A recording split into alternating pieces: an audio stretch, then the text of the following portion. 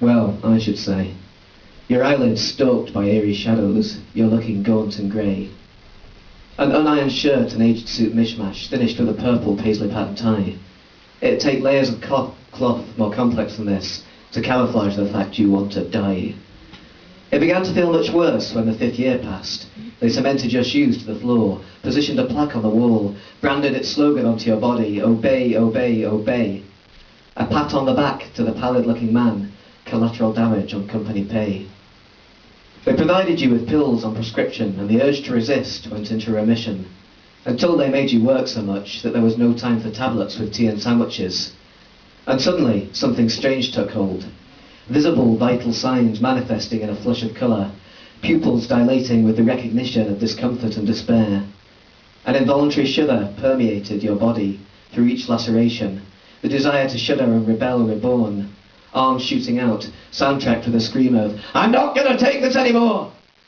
Toppling some liquid brown grit all over your lap and feeling the frazzled ends of each fuse wire burn out and snap. Barefoot, scattering papers, as though they were crows in a cornfield at the sound of a gunshot.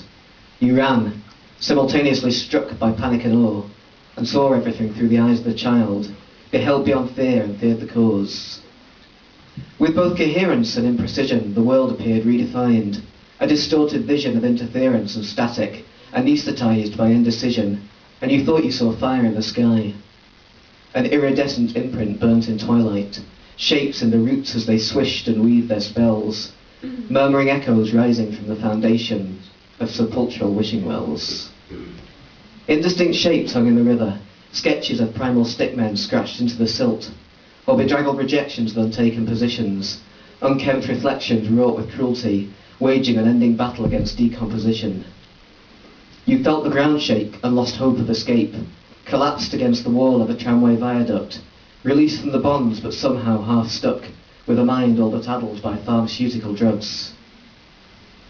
When they found you there, the stress and excitement of it all had rendered you too docile to refuse. The feigned friendliness in the faces of those corporate numbers, every devil clasping checks and chains alike.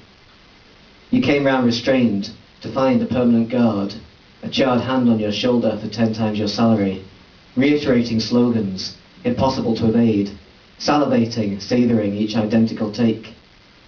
Nowadays, they keep you placated with minimum wage, nicotine breaks, and 5-star feedback on the annual review. The sort of employee who forsakes his family, calm and compliant, always works late. Thank you.